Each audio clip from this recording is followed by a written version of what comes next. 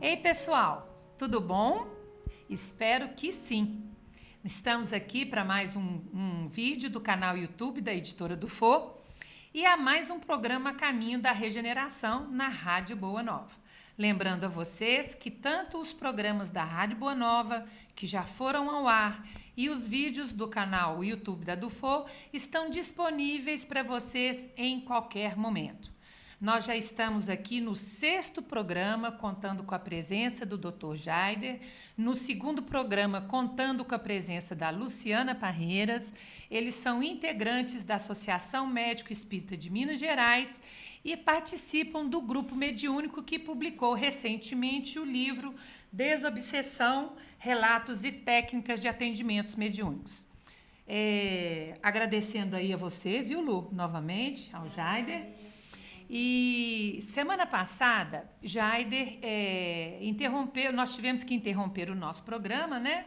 E Jaider estava falando do atendimento fraterno aos espíritos nas reuniões mediúnicas sobre a questão dos justiceiros, que resistem ao diálogo, à abordagem afetiva, em função dos chips que eles carregam plantados pelo grupo do qual eles vieram, é isso mesmo? Isso mesmo. Então, com você a palavra, Jaider, para retomar o assunto e dar encaminhamento aí ao programa. Certo. Nós fizemos, na vez passada, fizemos um parêntese com a esquizofrenia refratária. Não é? Uhum. Nós temos observado que a presença desses elementos, principalmente quando a gente leva o nome dessas pessoas para as reuniões de desobsessão. Então, alguns médicos vão relatar a presença desses artefatos no cérebro perispiritual do paciente. Só esclarecendo a vocês, Dr. Jaider trabalha há muitos anos no Hospital Espírita André Luiz, aqui em Belo Horizonte. Frequenta reuniões de desobsessão que são realizadas dentro do hospital com o intuito de beneficiar os pacientes que estão internados ali. É isso mesmo, doutor? Isso mesmo. Então, vamos lá. Isso mesmo. Bom, então o que acontece é o seguinte, esses espíritos às vezes chegam na reunião bem, vamos dizer, monitorados, às vezes por de fora, né? Pelo comando de fora. Você fez aí o desligamento desses espíritos, eles vão sentir que estão sozinhos na reunião, perder a sustentação externa.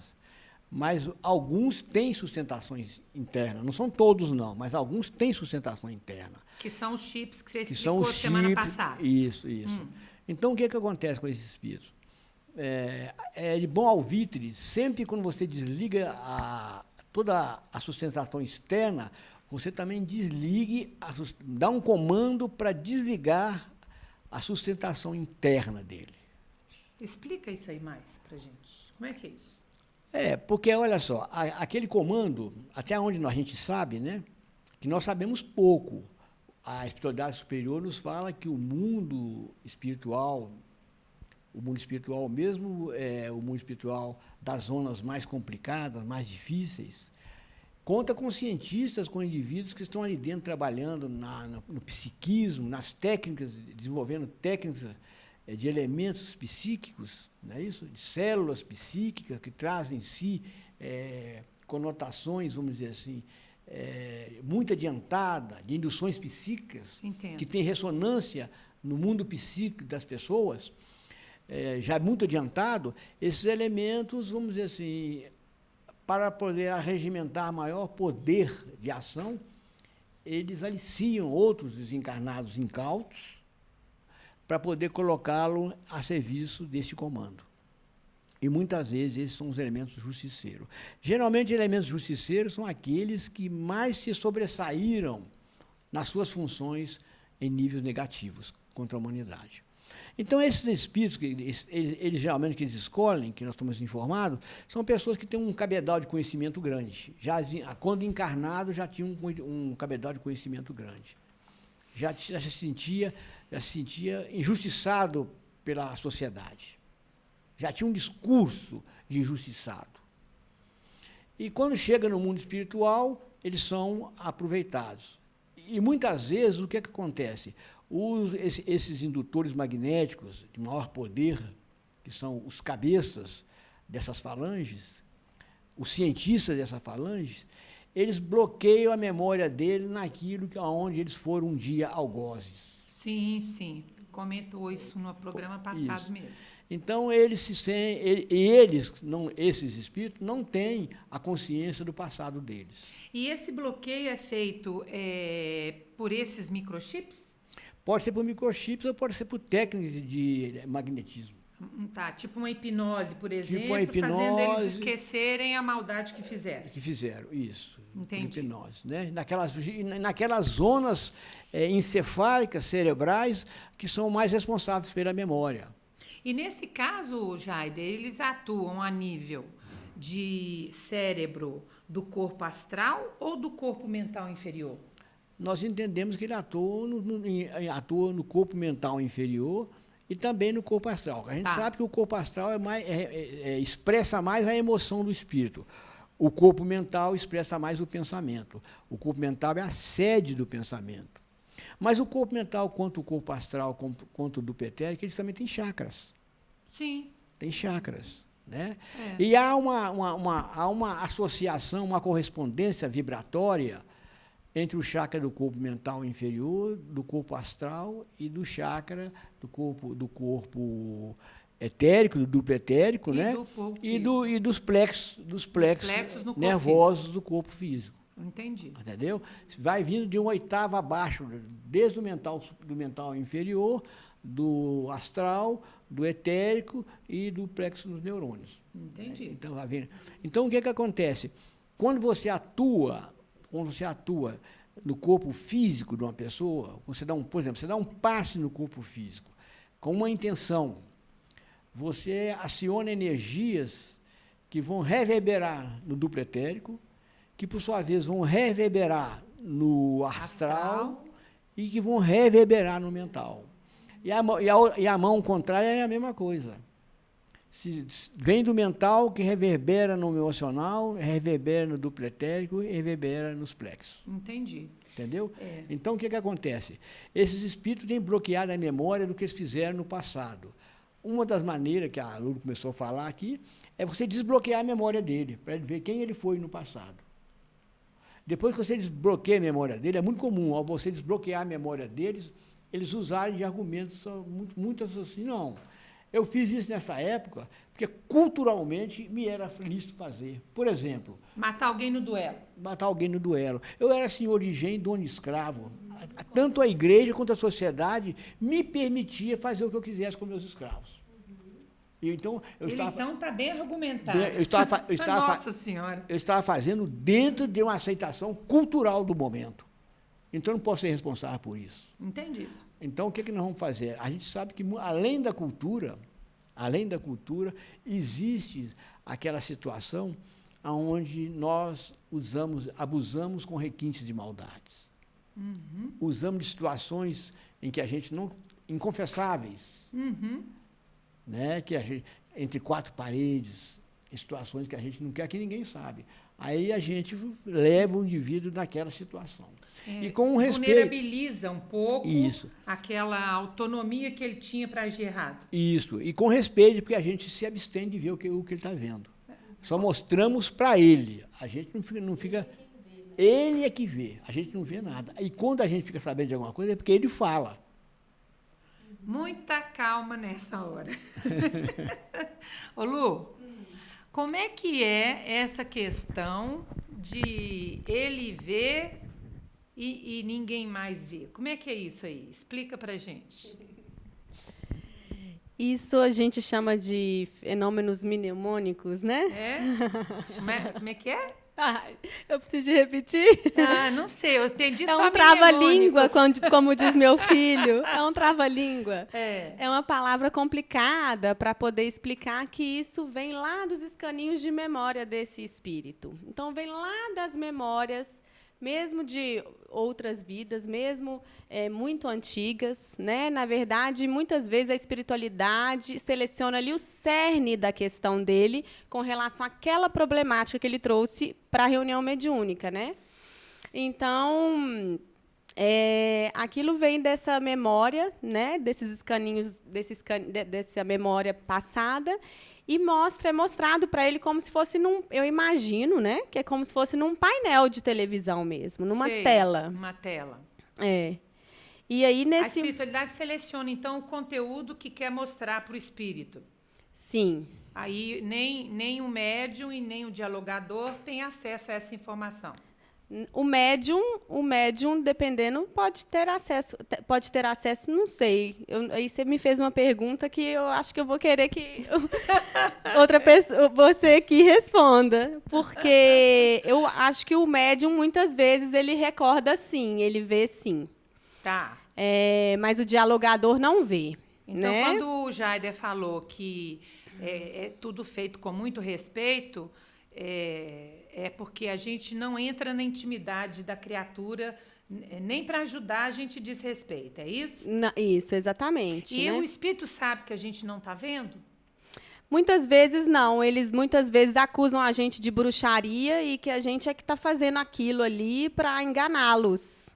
E aí a gente fala com eles que aquilo está vindo de dentro deles e que a gente nem está vendo o que eles estão vendo. E isso, assim, basta para que eles acreditem? Ou, na medida que é mostrado, é lembrado por eles também?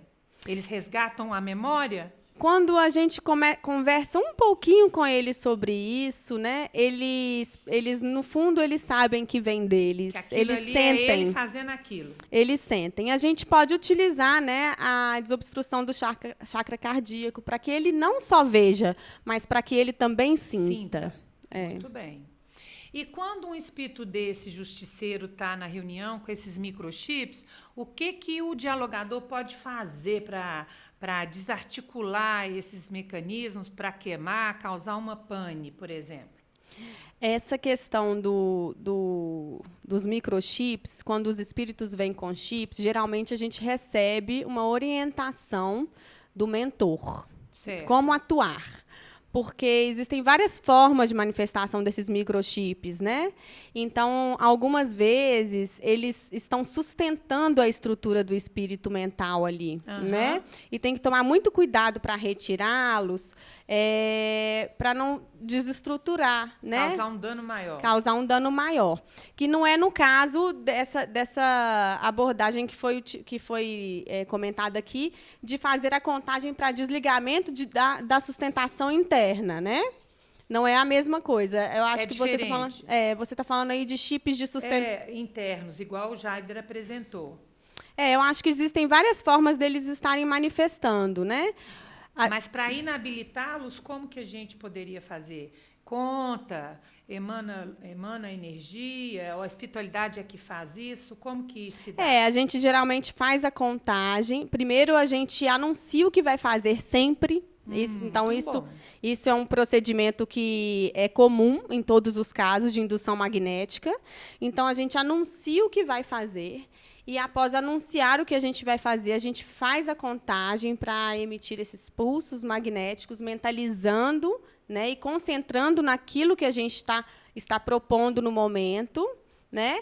E a gente, geralmente, depois que termina essa contagem de desligamento das forças internas de sustentação, a gente vê um afrouxamento da postura física do médium. A gente vê. Muito bem, muito bem. E, assim, a gente confia que, se a gente está indo por esse caminho, a espiritualidade vai executar da parte deles o que for necessário para atingir esse objetivo. A gente confia na espiritualidade, né? Com e certeza. Torce para sermos o canal ideal no processo, né? Muito bem.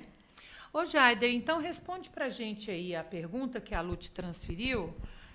O médium, ele tem acesso a essas memórias que o espírito resgata nesse processo? Pode ter ou não, você entendeu? Se há necessidade que o médium tenha acesso, a espiritualidade faculta para que ele possa ter, porque muitas vezes a memória do médium vai facilitar um esclarecimento que o mentor vai dar. Então tem um objetivo útil. Tem que ter objetivo. Aliás, reuniões mediúnicas, sérias, sempre tem que ter objetivo útil. Não são reuniões para curiosidade mediúnica. Muito bem. A gente tem que ter aquele bom senso de algumas perguntas você, às vezes, nem fazer, porque quando você notar que são mera curiosidade.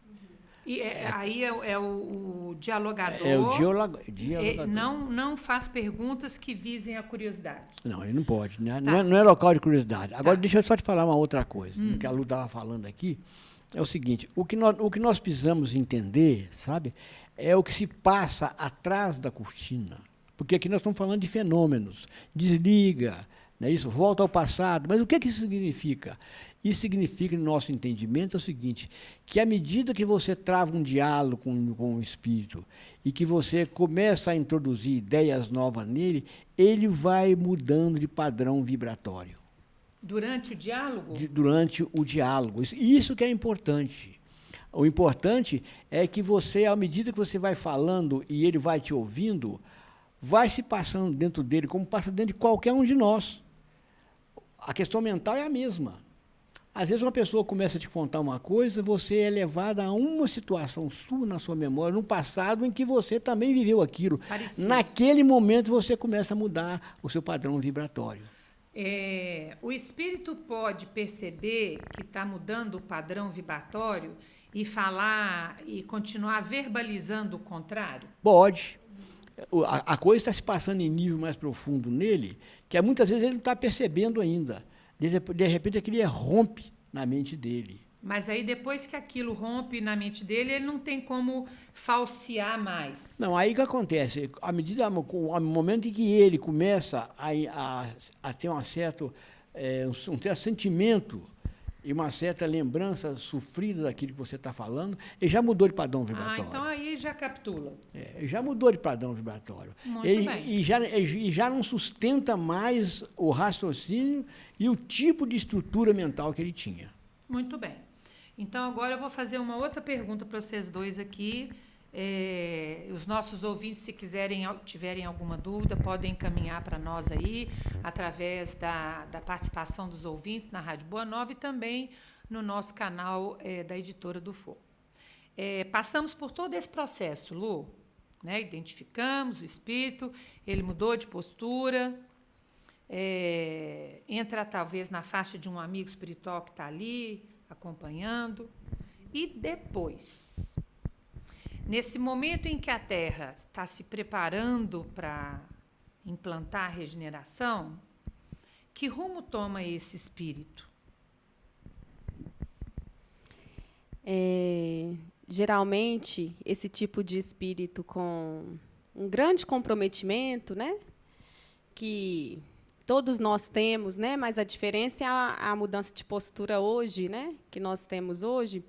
Geralmente, a gente termina o diálogo com eles encaminhando-os para a espiritualidade maior, tomar as medidas necessárias para o continuamento do aprimoramento moral daquele espírito.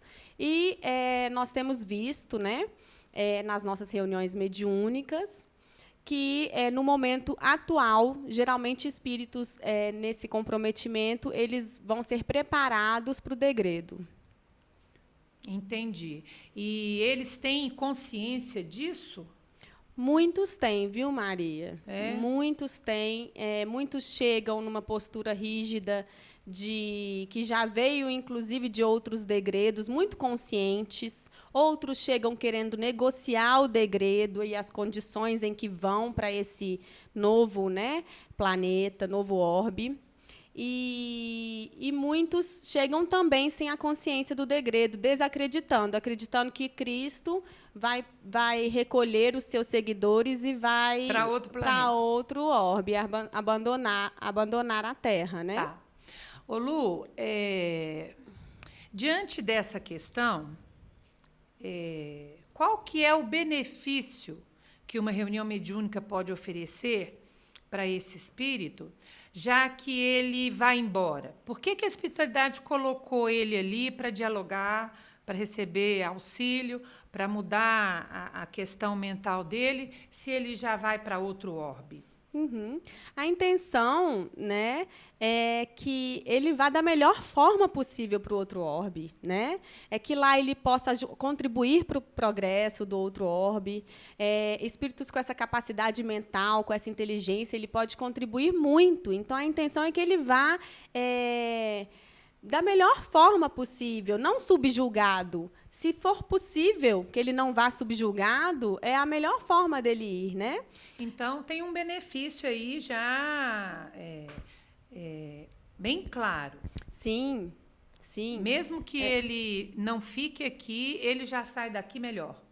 Sim, a intenção é que ele saia daqui com um compromisso, né? Com um compromisso, e que esse compromisso seja para o crescimento dele e para auxiliar aos outros companheiros que ele irá encontrar nesse outro orbe, né? Entendi.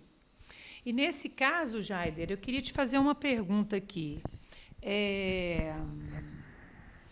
Esses espíritos que vão nessa condição modificada, eles são selecionados previamente em função disso que a Lu falou, do seu alto grau de inteligência, e para eles colaborarem lá, ou eles teriam assim algum compromisso moral em atuar dessa forma para resgatar o que eles fizeram aqui? Entendeu minha pergunta? Entendi. Voltando um pouquinho ao justiceiro, porque nós somos justiceiros. Estamos né? ainda, não saímos. De uma maneira geral, os espíritos justiceiros, eles não são tão comprometidos igual aqueles que são os cabeças das falanges. Ah, sim. Né? Tá. Geralmente, os espíritos de justiceiro, e conforme a Lu começou a falar aqui, existe uma técnica, porque esses espíritos adentram a reunião, e nós estamos informados, principalmente está no André Luiz, né, e na nossa reunião também de quinta-feira, a gente está informado que quando esses espíritos adentram a reunião, já existe todo um avanço tecnológico em que, ao passarem por determinados pontos, é feita toda uma leitura das dificuldades maiores que esse espírito tem, do passado dele, aonde é o calcanhar de Aquiles dele. Entendi. Isso tudo é feito. Então, quando eles chegam, que a gente fez o trabalho todo, o trabalho de isolá-lo, não é isso? Das energias externas, a gente tem uma técnica que a gente faz uma contagem de 1 a 7, igual a Lu falou, e abre um painel na frente dele, para que os mentores, tirando de dentro deles aquilo que eles já sabem, que são os seus pontos nevrálgicos, jogar naquela tela para ele ver. São os pontos de maior sensibilidade. E aí o que acontece com o Aí ele, ao ver aquilo ali, ele automaticamente, igual a Lu falou, com a ajuda do orientador, faz uma regressão de memória para o ponto nevrálgico dele. E muitas vezes, chegando naquele ponto nevrálgico, quase sempre aquele ponto nevrálgico tem a participação de uma frustração amorosa. Amorosa? Amorosa, afetiva, conjugal? Afetiva ou conjugal, uma coisa assim, geralmente é conjugal. Ah, meu Deus, eu sabia disso não. Interessante. Então, é uma pessoa que ele amou muito e que ele ficou decepcionado. Certo. Se você ler aquele livro, Nos Bastidores da Obsessão, do Divaldo... Do Hermínio de Miranda? Não, do Divaldo. O espírito é o Hermínio e o médium é o Divaldo? Não, é o Divaldo, o espírito é o Filomeno. Mas não é o Flamengo de Miranda? É o Filomeno.